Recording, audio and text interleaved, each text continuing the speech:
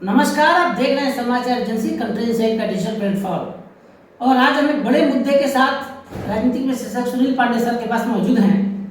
मुद्दा बड़ा दिलचस्प है। कई राज्यों में राज्यपाल रहे सत्यपाल मलिक अपने आप को किसान नेता कहते हैं, बड़े किसान नेता माने जाते हैं। उन्होंने प्रधानमंत्री नरेंद्र मोदी, गृह मंत्री अमित शाह पर कई गंभीर आरोप लगा दिए हैं। जब वो राज्यपाल से हटे तो सबसे पहला इंटरव्यू उनका विवादों में रहने वाला द वायर पोस्ट ने किया। उसके बाद पत्रकार रवीश कुमार ने भी उनका इंटरव्यू किया। रवीश ने भी कई सवाल उठा दिए मोदी सरकार पर।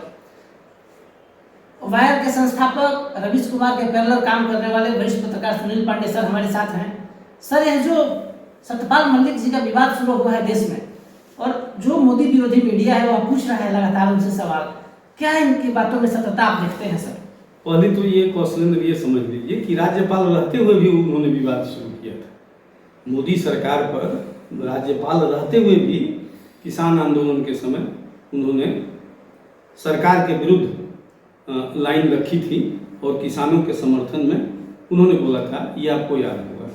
अब रही बात कि राज्यपाल से हटने के बाद जिस तरह से पुलवामा अटैक की आप चर्चा करना चाह रहे हैं, जिस तरह से उन्होंने घेरा है मोदी जी को और अमित शाह ने, ये अपने आप में बड़ा दिलचस्प हो जा रहा है कि आप जब तक पद पर हैं तब तक चुप हैं, पद से हटते ही या तो किताब लिख देते हैं या इंटरव्यू दे देते हैं।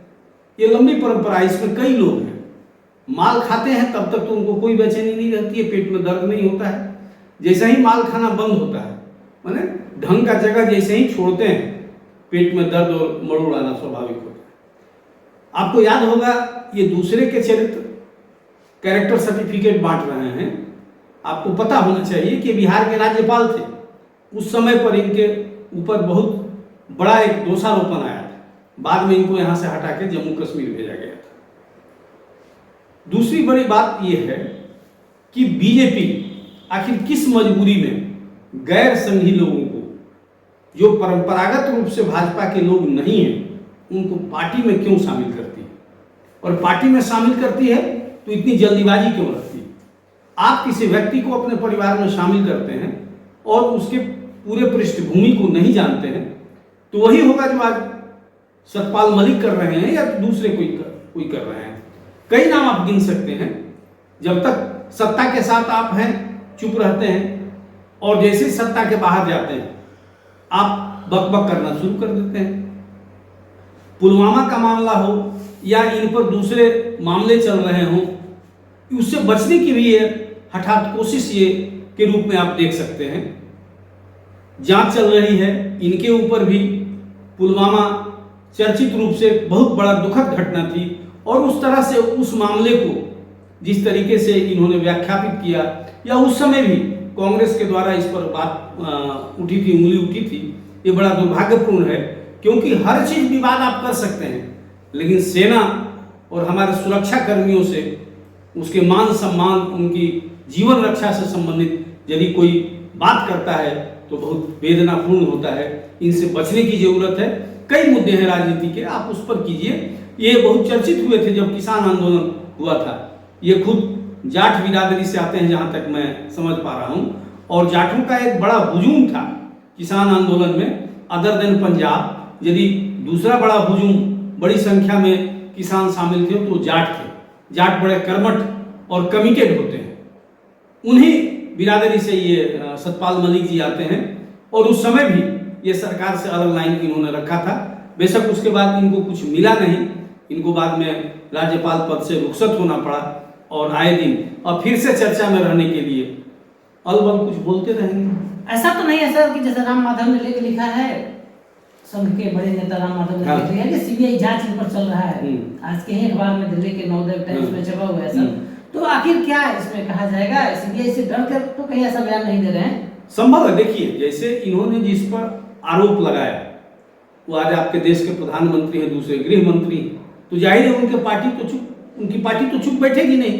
ऐसे भी एग्रेसिव है बीजेपी। आप एक बात कहेंगे, उसके जवाब में 10 बातें बीजेपी की तरफ से आती है। बहुत स्वाभाविक है, राम माधव सुलझे हुए नेता हैं, वो बहुत सोच समझ के ही उन्होंने इस बात को लिखा होगा। इससे आप अलग नहीं हो सकते हैं। सीबीआई के जांच और उसके आरोप से बचने के लिए लोग कई विकल्प तलाशते हैं और उसको उलझाने की कोशिश करते हैं। मेरा मानना है कि उसमें से एक कारण हो सकता है जो राम माधव ने लिखा है। तो सर आप क्या देखते हैं, इसका अंत अब क्या देखते हैं, सतपाल मलिक का स्टैंड और बीजेपी सरकार का एग्रेशन? देखिए, ये मीडिया दो भागों में बटा हुआ है, इससे तो आप इनकार नहीं कर सकते। जिसको गोदी मीडिया या मोदी मीडिया कहिए और एक दूसरे जो अदर देन गोदी मीडिया है।